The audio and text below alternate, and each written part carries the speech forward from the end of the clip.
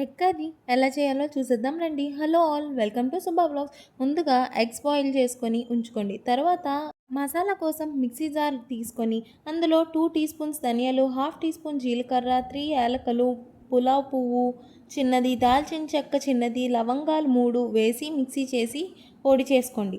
తర్వాత అందులోనే కొంచెం అల్లం ముక్కలు, 3-4 వెల్లుల్లి రెబ్బలు, 1.5 కప్పు దాకా ఉల్లిపాయ ముక్కలు, 1 కప్పు టొమాటో ముక్కలు వేసుకొని పేస్ట్ చేసుకోండి. తర్వాత ఎగ్స్ చిన్న గంటలు పెట్టుకొని స్టవ్ మీద కళాయి పెట్టుకోండి.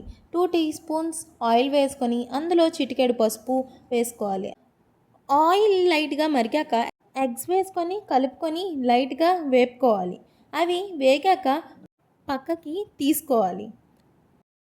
అదే కళాయిలోని 3-4 టేబుల్ స్పూన్ల ఆయిల్ వేసుకొని ఆయిల్ మరిగాక 1 కప్ ఉల్లిపాయ ముక్కలు, 1 కట్ చేసుకున్న పచ్చిమిర్చి, 1 రెమ్మ కరివేపాకు వేసుకొని కలుపుకోవాలి. అవి వేగాక మనం ముందుగా చేసుకొని ఉంచుకున్న గరం మసాలా పేస్ట్ని వేసుకోవాలి. వేసుకున్నాక ఒకసారి కలిపి అందులో కొంచెం పసుపు, 1 టీ స్పూన్ ఉప్పు వేసుకొని ఒకసారి కలిపి లైట్గా వేగాక అందులో 1 టీ స్పూన్ కారం వేసుకోవాలి. వేసుకున్నాక ఒకసారి కలుపుకోవాలి. ఇవి మీ రుచికి తగ్గట్టు అడ్జస్ట్ చేసుకొని వేసుకోండి. ఆ పేస్ట్ నుండి ఆయిల్ తేలినంత వరకు వేపుకోవాలి.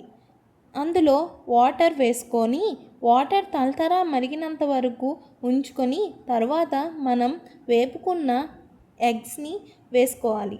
లాస్ట్లో కొత్తిమీర కట్ చేసుకొని వేసుకుంటే అంతే అండి. ఇలా ఎగ్ కర్రీ ట్రై చేశారంటే రైస్లోకి, చపాతీలోకి, పులావ్లోకి బాగుంటుంది. ట్రై చేసి కామెంట్ బాక్స్లో పింక్ చేయండి, మర్చిపోవద్దు. Thank you for watching Subba vlogs. Do like, share and subscribe.